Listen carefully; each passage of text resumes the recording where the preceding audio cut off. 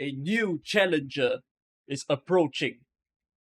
Let a representative of Arknights have a say in the Endfield Gacha. All those gacha content creators are sparring like it's the next World War, putting all the flowcharts, the mind maps, and meanwhile, I'm just chilling as an Arknights player, drinking away on my protein shake.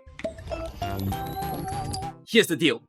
I'm not here to join in on that fight. I haven't seen a single one of their videos or exactly read too deeply into any of the flowcharts. But instead, let me give you a very fresh perspective on how you can look at Enfield's gacha. Now, I was actually filming this video yesterday as of this video, but I didn't quite like the first take at all. I took a full 5 hours, I happily filmed myself, and then I just think to myself, I'm not really offering anything new, right? Everyone's just drawing on their whiteboard, putting all the numbers, telling you this might be better, that might be worse, and then trying to make sense of the gacha, telling you what your behavior can be.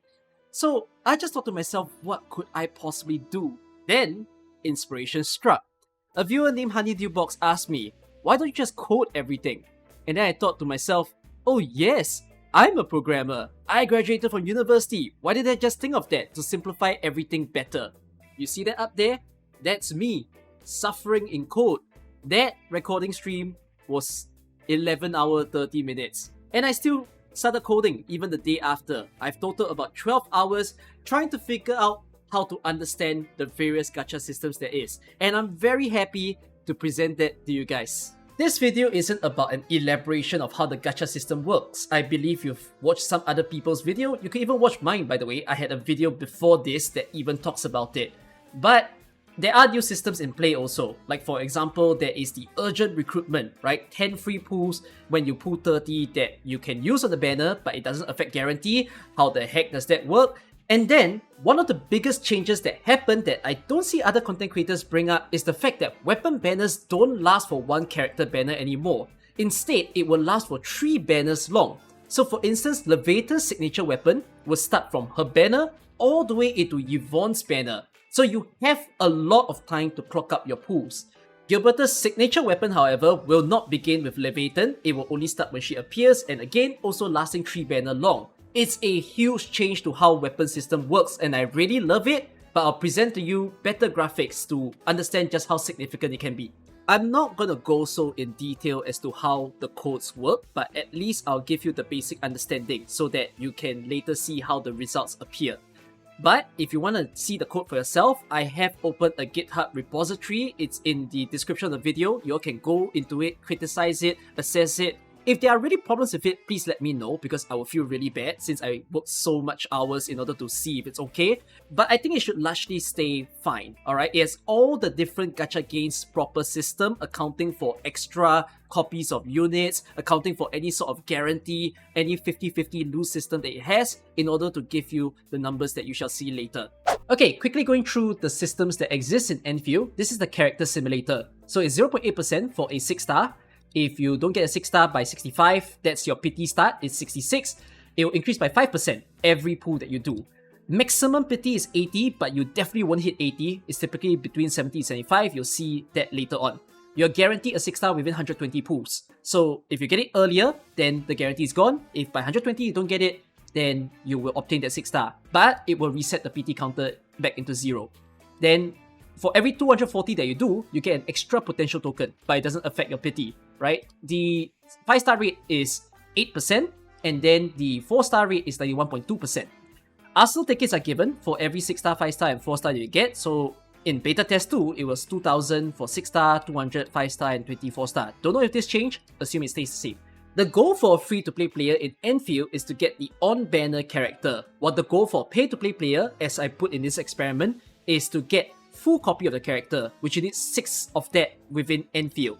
So I've ran these experiments 10,000 times, and you're gonna see the various scenarios that is in play, right? All these code stuff, I don't need to explain to you guys, but I'm just gonna simulate this once to show you what sort of data it will put out.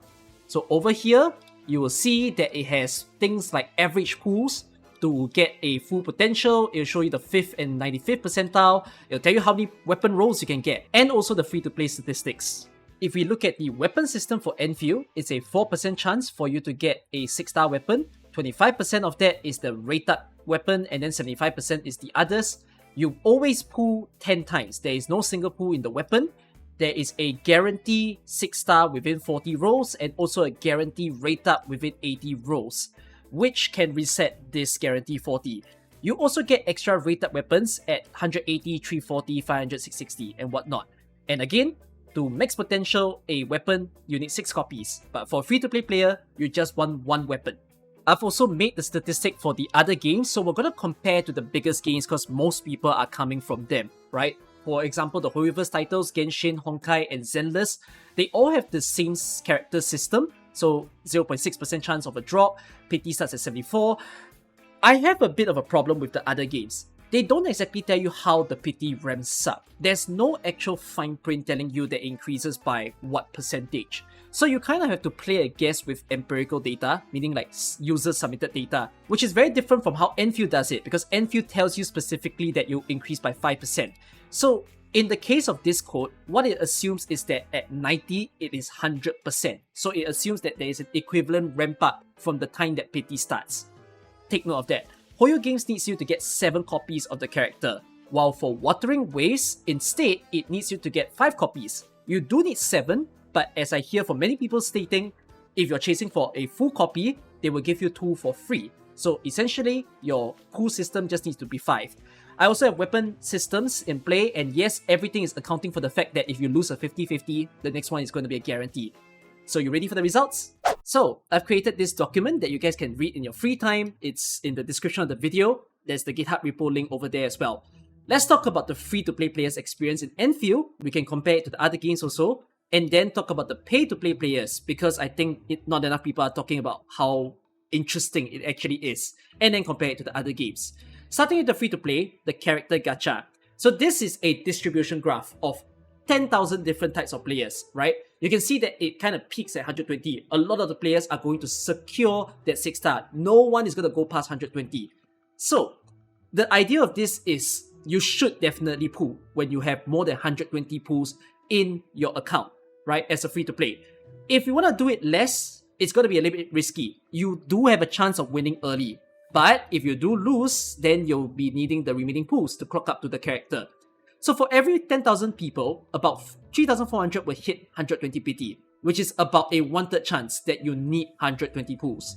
Then about 5,500 people will use 80 pools or under to get the first rate up. So it's almost like using the pity of getting a 6-star, and then you roll your 50-50, you get the on-banner 6-star. So if you don't have 120 pools going into the banner, so you're trying to weigh your chances on 60-70 pools, right? You are just going to weigh on 55% of you getting the featured 6-star. If you do lose, then you need to somehow scramble to get the pools. If you win, then good job. You know, that's good for you. So it's possible, but not recommended as a decision for a free-to-play player to make. It's not a bad thing that you save 120 pools also, because as you see from the graph, you could get it anywhere earlier. Not just within this peak, you can get it maybe in 20 pools, in 40 pools. If you do get it earlier, you're saving your pools for the subsequent banners, which is good because it means you have more stock of 120 again going into later on. On average, the number of pools that it takes for you to get the rate up unit will be 80 pools. So it's not every banner that you hit 120. Sometimes you're going to get banners where you get it in less pools, you go hoorah, let's go, more savings for later. But of course, you'll experience times that you go even further. When you hit 80 pools, you're expected to get about 25 to 30 weapon rolls at this amount, because you're going to get a lot of 5-stars, you get 1 or 2 6-star, that's going to help you to stock up. That might not be sufficient for you to guarantee the weapon, we'll see it later on. At 120, however, if you pull all the way to the guarantee, you are expected to get 40 weapon rolls. Now, this statistic is just to bring up a point where people were talking about how you can lose a lot of 50-50 before you get the actual character. It can happen, but it is pretty rare.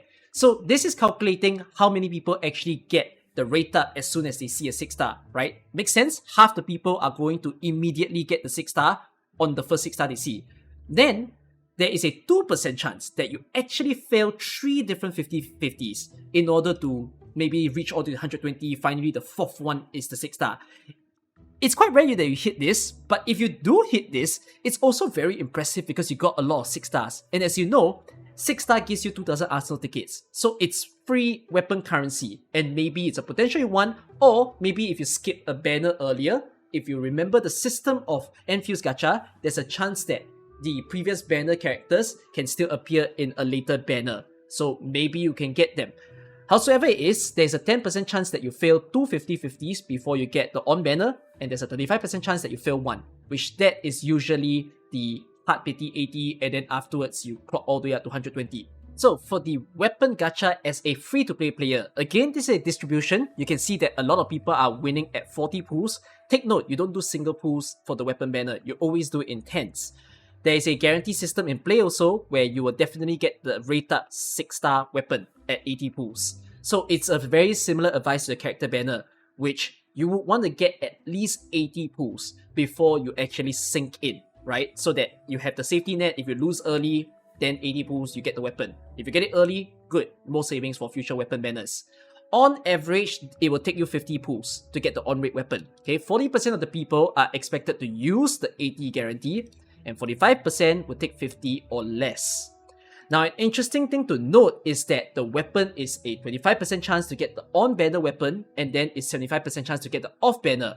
But it's 4% for you to get a 6-star weapon. So, 25% of 4%, that's 1% chance to get an on-banner weapon. This is actually the exact same rate as getting an Arknights 6-star on-banner. So, if you were to do a 6-star graph of Arknights, it's actually going to look very similar to this. A lot of the community are pretty irked by the 25/75, but 1% chance for you to get an on-banner weapon is actually way higher than some of the other gacha games that have weapon banner system. In any case, to hit 80 weapon pools, the pool economy must be pretty good at supplying more Arsenal tickets to the free-to-play players, so that you don't just rely on character banner pooling. If you get it at 80 pools, you're only using 25 weapon pools, you're still 55 more away to guarantee that particular weapon. So we need to see how much you actually get weekly, what do events actually give, and all the other freebies that might happen from time to time. But players must also remember this. Weapon banners don't last for one banner anymore. It will last for 3 banner durations. So there will be sufficient time for you to clock up at least one signature weapon. And in fact, if you're a free-to-play player in the time span of 3 banners, you not only can easily get one signature weapon, you can possibly get out another second signature weapon, but don't expect 3 in a row. Unless you're very lucky, you took very few pulls in the first 2, then maybe on the 3rd you actually get into the guarantee. That is possible for a free-to-play to see within the game. Okay, now for the spicy bit, the comparison to the other games. So I'm only concerned about 3 particular titles. I know some people are going to say, what about Uma Musume, what about Stella Sora? But I think most of the players will be coming from those giant titles, right? The Hoyoverse series, Wuthering Waves, and I have to say Arknights as well, because this is basically the predecessor. So, again, still a 10,000 experiments, and we're comparing, firstly, the average pools to first rate up. That's what free-to-play care about. In Arknights, it's the lowest. It's the easiest because it's 2% chance for you to get a 6-star. So 65 rolls on average. Arknights Endfield is 81, 82. Hoyoverse has it at 94, thanks to the 0.6 and the high pity counter. Wuthering Waves is actually pretty similar because it's the same drop rate, right? 0.8 for both games. They can shake hands on that. It's about 80 in this case. 5th percentile, doesn't matter. This is about getting lucky with that drop chance. And then 95th percentile, this is the important one because this is the far end of players. If you're unlucky to get it on the first particular drop, what happens later on? So if you notice, Arknights actually has it kind of the worst because it's really far in terms of the number of pools. This is only comparing standard banner of Arknights, by the way. If you're talking about limited banner, this could be even worse. But 164. Then for Hoyoverse, it's lower because of the fact that there's the 50-50 loss, right? Even if you go to max pity and then next one you also max pity, you know for sure that you're going to get that character. Same for Wuthering Waves. So 158, 139. This is your worst case scenario. 120 is the worst case scenario in Endfield. It's capped. The game has basically told you this is the number of pools you need to get at least one copy. So Enfield's gacha is similar to Wuthering Waves due to similar drop rates. By the way, I don't think this number is supposed to be lower than this. It's again because Wuthering Waves doesn't expose how the pity ramp up works, and I can only make the prediction that it's going to be equivalent until 100% at the end. But it should be about the same, nonetheless. Hoyoverse, however, is definitely the most expensive for a free-to-play player, based on the number of pools alone. So Enfield will need more pools than Arknights. Arknights kind of looks worse, although a lot of people will tell you, no, Arknights is pretty good, because when you get an off banner, there's a chance that it's a new 6-star, which all the other gacha games have the system where they're all limited characters. So when you get an off banner, it's a boring standard 6-star for you to get. Endfield at least has a system where the previous 2 banners still appear in the later one, so you have a chance to obtain them when you obtain a off banner, but not as great as Arknights. Still, however, if you care only about getting the on-banner specific character, then Arknights definitely appears the worst. Endfield definitely has a better protection system in terms of the maximum cap compared to Arknights, Watering Waves, and definitely Hoyoverse. 120 pools. There is another argument in play, which is Endfield has no 50-50 carry forward, so you get a lot of the people from those other games saying, there's no flexibility, right? I pull on a certain banner, I didn't come in with enough pools, right? I'm just trying my luck to see if I'll get this on-banner person. And if I fail, then the next banner, I'm spending less pools to get that specific character after all. That can be said to be true, but if you look across 2 banners, it doesn't quite change the fact that you only got 1 rate-up unit after all. It's just a matter of which one that you get. Yes, you have the flexibility, but Endfield is trying to say to you, don't just half-ass a banner, right? If you want to pull on it, make sure you got enough pools first. Then we'll make sure you have the guarantee and you are using less pools as well.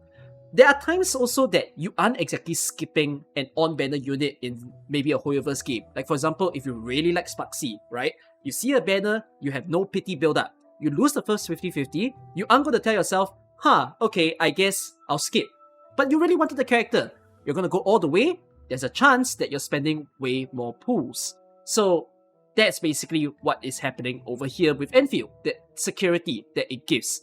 It's a change in culture for a lot of people coming from the other games, that you'll have to get used to it. It's similar to what happens in Arknights. We also save banners, we skip on banners, we don't say, I'm just going to try a little bit, and then afterwards I dip out.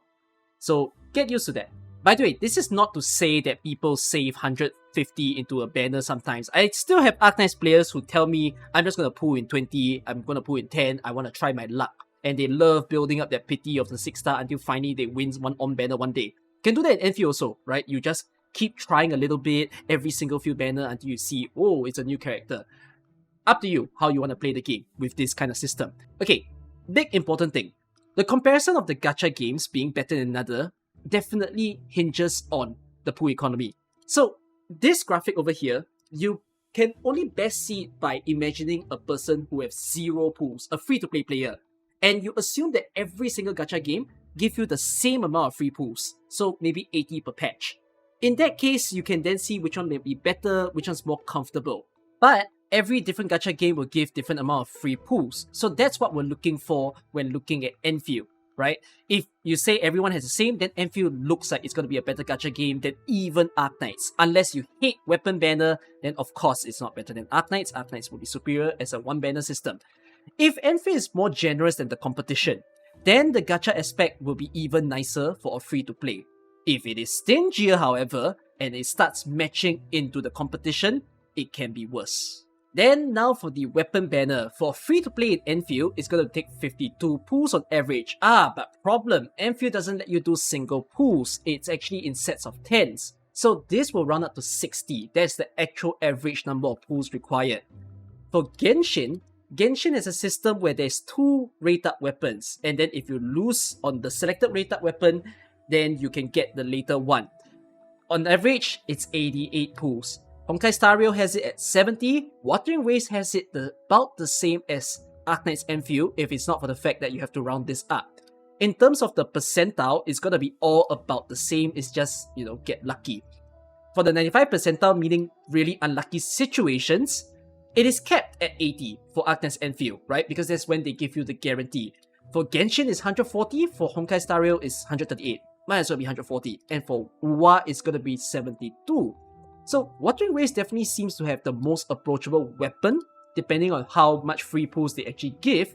In truth, it should be matching Watering Waves or be even better, because we're looking at a 1% drop rate versus a 0.8%.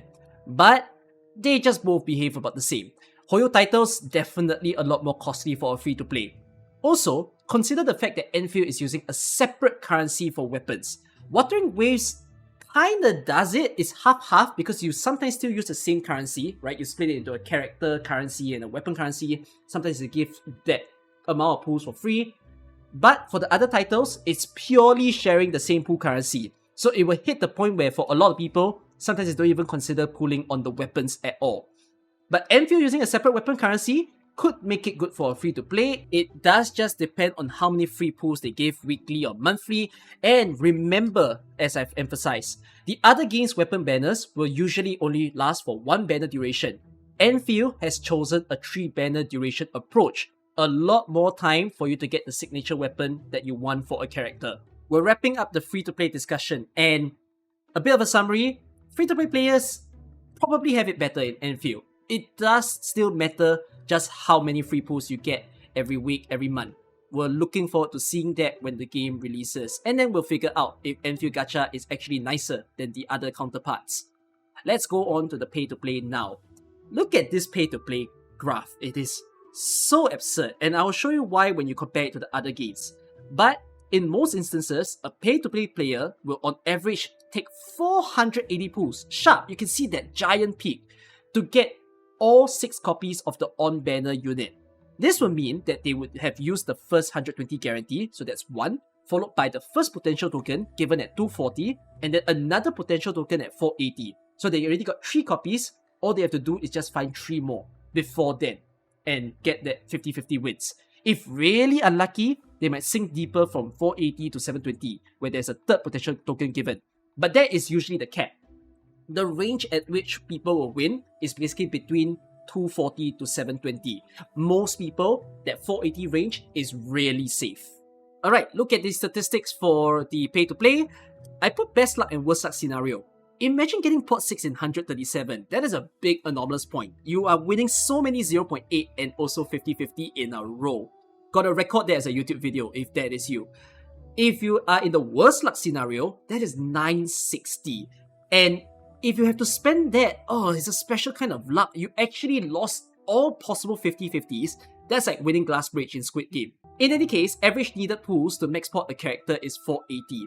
The range of pools it may take might go from 300 to 720, as you see over here. But your potential tokens are not counted to Arsenal tickets, so you might miss the opportunity for 4,000 Arsenal tickets at medium pools, right? If you get the 240, you get 480 potential tokens, no Arsenal tickets to come together with it. Sad.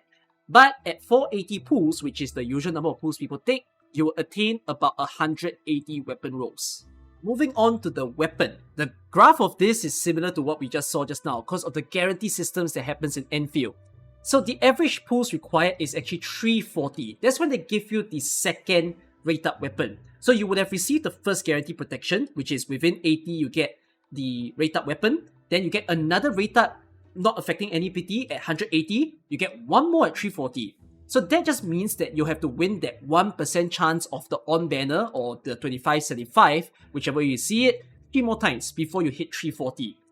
Now for the previous statistics where we were saying that players usually take 480 rolls to pull a max potential character, they would have gotten 180 weapon rolls. So in this case, they would just be short of 160 more, right, to hit the 340.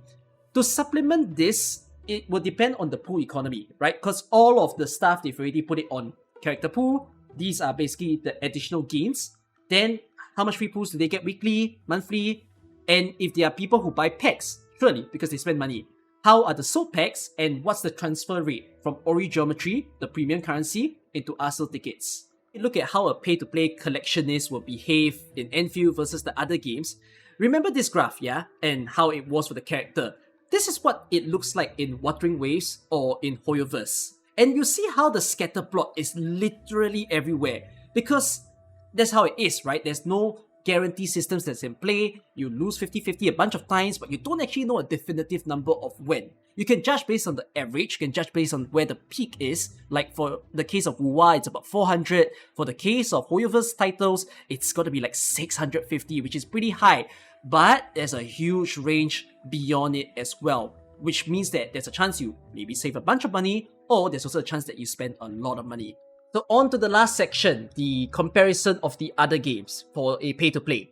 So you want to get all the copies of a character. Looking at Endfield, Arknights, Hoyoverse, and Wuthering Waves. Wuthering Waves has the interesting system where if you are going to chase for a full copy, you tend to be easily able to get the 2 free copy. So you will get it at max. So average pulls for Endfield is a very nice sharp number. 480, you'll be secure. For Arknights is 378, Hoyoverse is 654, and Wuthering Waves is 397, cheaper than what Arknights Endfield would be. In terms of the 5th percentile, so lucky people, 307, 200, 468, and 258. So Arknights is probably the cheapest still, yet again. Then Wuthering is the 2nd cheapest, Hoyoverse expensive as hell actually. And then for 95th percentile, Endfield has it at 720, Arknights 616, Hoyoverse 842, and Wuthering 536. It's thanks to the fact that there's the 5 copies, you're using the 50-50 lose system, and the pity is lower as compared to what happens in Hoyoverse. So to get maximum copies, it would be stated that Arknights is probably the nicest because it does have the high rate of a 6-star being dropped. But limited banners are not discussed here, which could easily turn it into the worst if you want both characters max potential. In that case, Wuthering Waves is the cheapest to max copy a character amongst the big game titles, with Endfield behind, but Hoyoverse titles are even further for a pay-to-play player. Okay, you need to take another assumption again. Take a player that has 0 pools, but they are willing to spend all their money into spending for a max potential character. And for a lot of these game titles, they tend to have the same average cost of a pool, that is 2 USD per pool. So if you calculate this as everything times 2, then you can see pretty much the cost of it, basically. Also assume that the weapon banner will be costing the same later on when we discuss that. So if you want to see the distribution curve, it's what I showed just now. And let's look at the weapons, alright? So for the weapons, the average pools to max copy in Endfield is again, nice sharp number, 340. For Genshin Impact has it a little bit complicated because there are 2 rated weapons instead. So it lowers it, it's about 0.375, 37.5% for you to get one of the specific one. If you lose the one you chose, then the next one, you'll definitely get it. Average pools, 443. Honkai Star Rail just needs to get 5 copies, but thankfully it's 75-25, 352. And Wuthering Waves, the sweetest of all because there is no such thing as a 50-50 happening, you are just pulling for the weapon, it's 264. Cheapest of all. In terms of the percentile, 180, 300, 233, and 175, and then 500, 584, 481, and 341. So, just like the free-to-play as we mentioned just now, there's no pool economy accounted for. How many free pools are a pay-to-play player getting, and just how much is the cost of it, we need to find out as soon as the game launch. But one thing we do know is that Endfield is pretty much on average giving 180 weapon pools to anyone trying to max potential a character at 480. So that is going to offset the total amount of pools that they require to further collect or spend on, right? So 340 minus 180, they still need 160 in order for them to pure farm. So 160 versus 260 in order for them to pure farm, there's 100 difference. And then it just so happened that over here 480 to 397, there's also like 80, 100 more. So it kind of offsets each other to the point that Arknights, Endfield, and Wuthering Waves takes about the same number of pools if you're chasing maximum copy of both a character and their weapon. So they can shake hands on that, while the Hoyoverse titles remains quite a bit more expensive than them. So as we keep saying, it all depends on how many free pools we're getting every single period of time, and also how is it like to spend in the game. So this is a little bit more applicable to my Arknights players, but it seems like the monetization, they're going to quite mimic what happens in AK. Like for example, the monthly card is still giving 10 free pools with a bunch of sanity pack and OP as well, pretty neat. And then there is also going to be familiar packs. There's a battle pass in the game, by the way, because they decided to do that, give you more things that you have to do in the game, get those rewards, get weapons as well. And this stuff that you see over here, right? We are familiar with tons of wonderful packs that Arknights choose to sell. It always put things bundled up together at a cheaper price, whether is it to put pools or promotion materials, all that sort of stuff. If these are sold at good prices and they're approachable, they're gonna be tempting for both whalers who are trying to max potential, or even for the dolphins, the small spenders, right? We like to spend a little bit on these packs to help us to top up just that little bit of pool just left. And also, Origeometry is possible for you to buy. All these stuff here are not fixed prices yet. We can only see upon launch, and I'll be looking forward to them. Will I be spending in the game? I would if they are actually proving to be of good value. Just like in Arknights, I don't spend heavily on Arknights for those of you who didn't know how I stream. I don't even chase for potentials. I always believe in just getting one copy of a character. I'm very happy with it, but I like to build as many characters as possible. That's what I want to see myself enjoying in Endfield. So, Arknights Endfield Gacha on paper should provide a better experience for free-to-play, and particularly for people who have patience to not pull on every banner and at least plan their pulls, while having a similar pay-to-play experience as Wuthering Waves. For it to exceed the other games or even its predecessor being Arknights, it will need to have a more generous pool economy and better incentivizing payments. The gacha could however still be worse, but it's going to take a stretch for it to be worse than the Hoyoverse titles.